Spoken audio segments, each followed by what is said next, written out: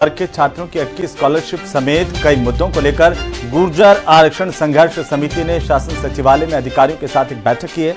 इसमें अधिकारियों को यह साफ चेतावनी दी गई कि अगर उनकी मांगों पर गौर नहीं किया गया तो जल्द ही बड़ा आंदोलन किया जाएगा और इसके लिए प्रशासन जिम्मेदार होगा। हमने कई बार इन अधिकारियों को चेताया है। वही गुर्जर हैं, वही पटरी हैं, वही सब कुछ है और ये सरकार भी जानती है। देव नारायण योजना में अनियमितता से खफा गुर्जर समाज ने एक बार फिर संकेत दिए हैं कि अगर खामियों को दूर नहीं किया गया तो वो वक्त दूर नहीं जब गुर्जर समाज एक बार फिर आंदोलन की राह पकड़ लेगा। इसी मुद्दे को लेकर जयपुर में शासन सचिवालय में गुर्जर आरक्षण संघर्ष समिति ने पदाधिकारियों ने अधिकारियों के साथ बैठक की, जिसमें पिछले सत्र की अटकी स्कॉलरशिप, नए सत्र में रुके हुए एडमिशन और देव नारायण छात्रावास में वार्डन की नियुक्ति जैसे मसलों पर नाराजगी जताई गई। मेरे को ये बताते हुए बहुत दुख हो रहा है कि गुरुकुल योजना में सत्र 6 महीने का निकल चुका है और बच्चों का एडमिशन अभी तक नहीं हुआ है। ये बच्चे 6ठी क्लास में अपनी जिंदगी कैसे आगे बढ़ाएंगे जब हमने उसको स्कूल में अभी दाखिला ही नहीं दिया है। छात्रवृत्तियां नहीं मिल रही हैं बच्चों को।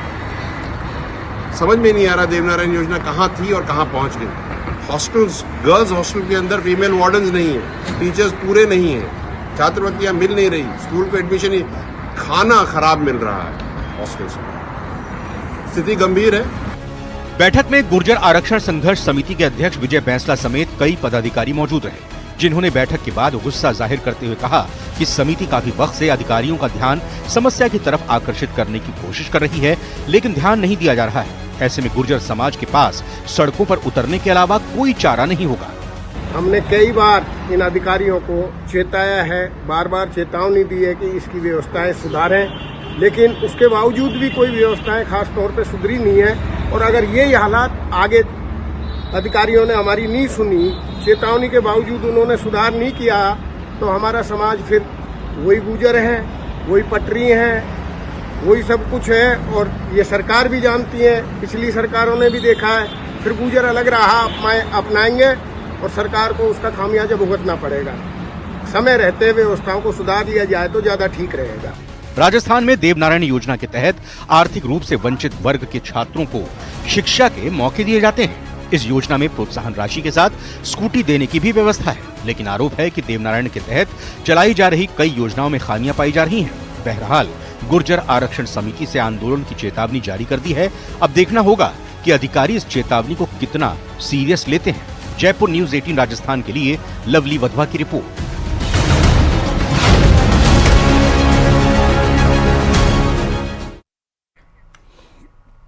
तो वहीं जयपुर पुलिस ने 29 नवंबर 2024 को सिंधी कॉलोनी जवाहर नगर में हिस्ट्री शीटर राहुल नंदा के घर पर हुई फायरिंग की घटना के 5 दिन बाद मनीष सैनी गैंग के 5 सक्रिय बदमाशों को गिरफ्तार कर लिया, जबकि 2 बदमाश अभी भी फरार चल रहे हैं।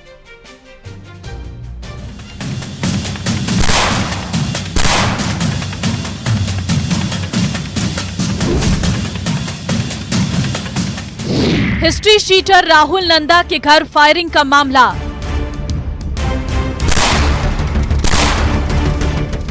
जवाहर नगर थाना पुलिस के हत्थे चढ़े 5 बदमाश।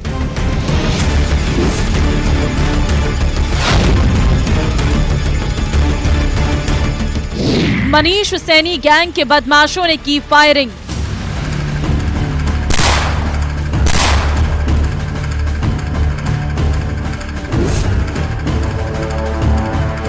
जयपुर के जवाहर नगर इलाके में 29 नवंबर को हिस्ट्री शीटर राहुल नंदा के घर के बाहर फायरिंग कर दहशत मचाने वाली गैंग के 5 बदमाश पुलिस ने गिरफ्तार कर लिए हैं। वहीं 2 बदमाश आदित्य उर्फ हनी टाइगर और कुलदीप गहलोत उर्फ कालू फरार चल रहे हैं। पुलिस के मुताबिक वारदात मनीष सैनी गैंग ने आपसी रंजिश में की थी। जानकारी के मुताबिक फायरिंग केस में शामिल 7 आरोपियों में से 4 हिस्ट्री शीटर हैं। 5 आरोपियों को अभी तक इसमें गिरफ्तार कर लिया गया है। राकेश सैनी, कुंदन सिंह, गौतम सिंह शेखावत, अकरम उर्फ अक्की और नरेंद्र सिंह। ये पांचों जो है वो बदमाश प्रवृत्ति के लोग हैं। इनके ऊपर जो बीएनएस की नई धाराएं, जिसमें ऑर्गेनाइज्ड क्रिमिनल क्राइम के ऊपर जो गैंग के रूप में काम करते हैं, आर्म्स एक्ट की धाराओं में हमने जो है वो चार्जशीट पेश करेंगे। और इसमें अभी जो 2 आरोपी बचे हुए हैं उनकी भी तलाश लगातार टीम कर रही है, जिनको भी जल्द गिरफ्तार किया जाए।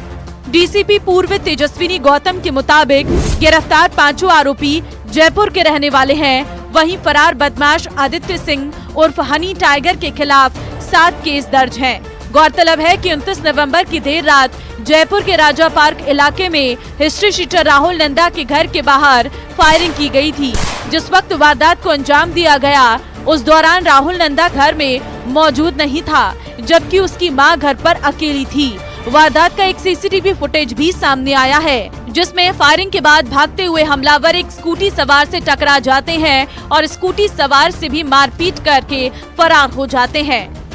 ये जैसा कि मैंने आपको बताया कि ये दोनों ही जो गैंग्स हैं, राहुल नंदा जिसके घर पे फायर हुई है वो खुद भी एक हिस्ट्री शीटर है, और इनकी और ये जो सामने वाले लोग हैं, इन दोनों की आपसी रंजिश की वजह से एक दूसरे को डराने के लिए या गैंग वॉर के उपलक्ष्य में इन्होंने हवाई फायर किया था।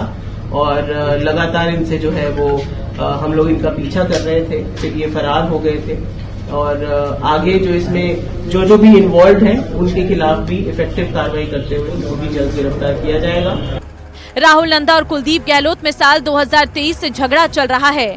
बदमाश कुलदीप गहलोत के खिलाफ कोर्ट में केस चल रहे हैं। हिस्ट्री शीटर राहुल नंदा गवाह है। आशंका है कि गवाही रोकने के लिए ही फायरिंग की गई थी। बहरहाल पुलिस ने 5 बदमाशों को गिरफ्तार कर लिया और पूछताछ में फायरिंग की असल वजह जल्द ही सामने होगी। जयपुर से न्यूज़ 18 राजस्थान के लिए विष्णु शर्मा की रिपोर्ट।